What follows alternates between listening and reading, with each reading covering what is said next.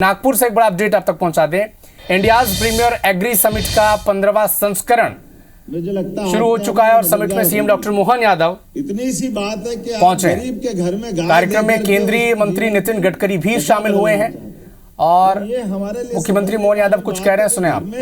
पहले ही खाने के लाले पड़े हुए हैं, गरीबी है तो घर में गाय कहां से आएगी। अब घर में आप गरीबी के बाद भी दूध देने वाली गाय लिया है और गाय लाने के बाद आप चाहोगे उसको चारा पानी सब दो ताकि वो जो 5 लीटर से 25 लीटर तक की कल्पना की वैसी की वैसी हो जाए। अब ये व्यवहारिक बात है कि गाय की जो अंदर की संवेदनशीलता है इसको हमको समझना पड़ेगा। गाय ऐसा हमारे जीवन में, वैसे तो अपनी भावना से कहो तो 33 करोड़ देवी देवता का वास अगर किसी में है तो वो गाय माता में हम सब के लिए जानकारी का विषय है। और ऐसे में भी और बड़ी बात है, गावो विश्व मातरः हमारी वैदिक वाक्य में भी है कि गाय माता के हमारे जीवन में अपनी एक माँ है जो हमको पाल पोस के बड़ा करती, जो हमको जन्म देती है। लेकिन गाय ऐसी माता है जो अपने बच्चे को भी पालती है और इस सभी मानव जाति को पालती है। ये गाय माता की विशेषता, ये उसका जीवन धन्य।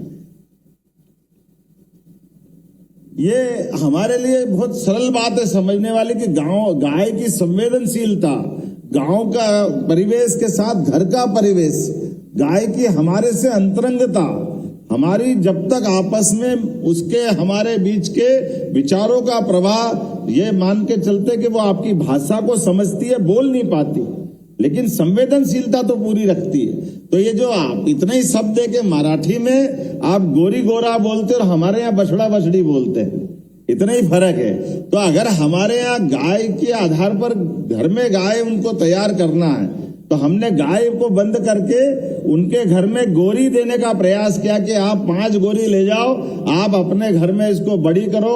बड़ी करते हुए हो सकता है धीरे धीरे अंतरंगता बनेगी तो वो 2 तो अपने घर ही रख लेंगे, 3 हमको देंगे।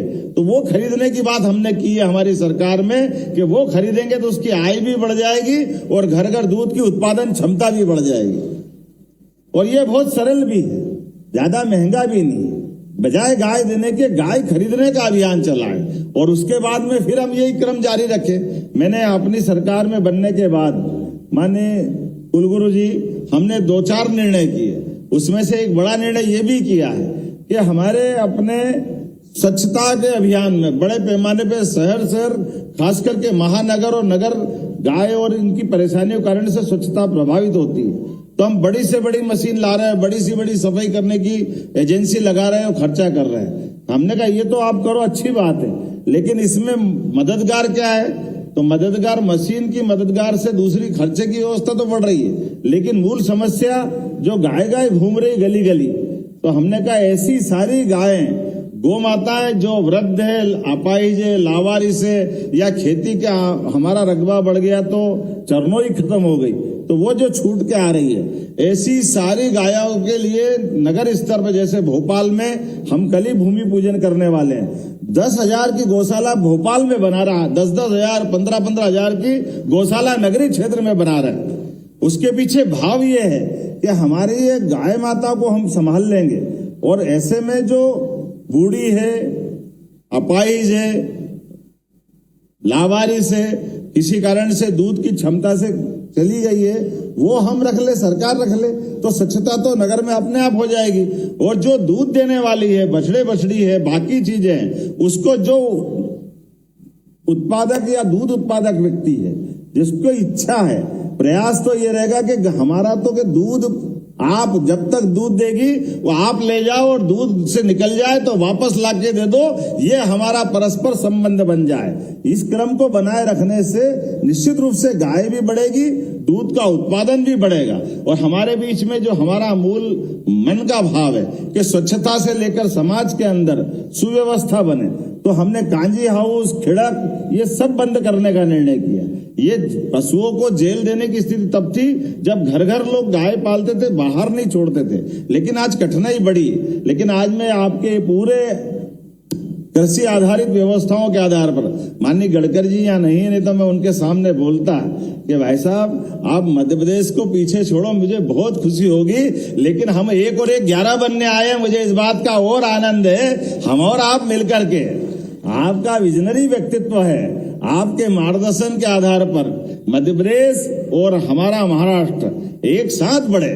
महाराष्ट्र और मध्य प्रदेश के तो बहुत संबंध है, कई सारी चीजें इतनी अच्छी है। महाराष्ट्र में आज बाबा महाकाल के कारण से उज्जैन और मध्य प्रदेश के अंदर हमारे दोनों ज्योतिर्लिंग अगर जगमगा रहे हैं तो हमारा वो गौरवशाली अतीत भी याद रखेंगे। जब यहाँ से बाजीराव जी ने दिल्ली पे कब्जा करने की तरफ बढ़े थे, हिंदवी साम्राज्य का वो विचार लेकर के, तो हमारे सारे देवस्थान बाबा महाकाल का एक बार जयकारा लगा लो, फिर मैं बताता हूँ। बोले महाकाल महाराज की। तो महाकाल महाराज का उत्तुंग आसमान से बात करता हुआ शिखर आज दिखाई दे रहा है, या सारे देवस्थान जगमगा रहे हैं, तो उसमें सबसे बड़ा योगदान अगर किसी का है तो महादजी सिंधिया का है, जो महाराष्ट्र से ही गए थे, जिनके कारण से दुनिया भर के लोग आज धार्मिक पर्यटन के साथ आस्था का प्रकटीकरण आ रहे हैं।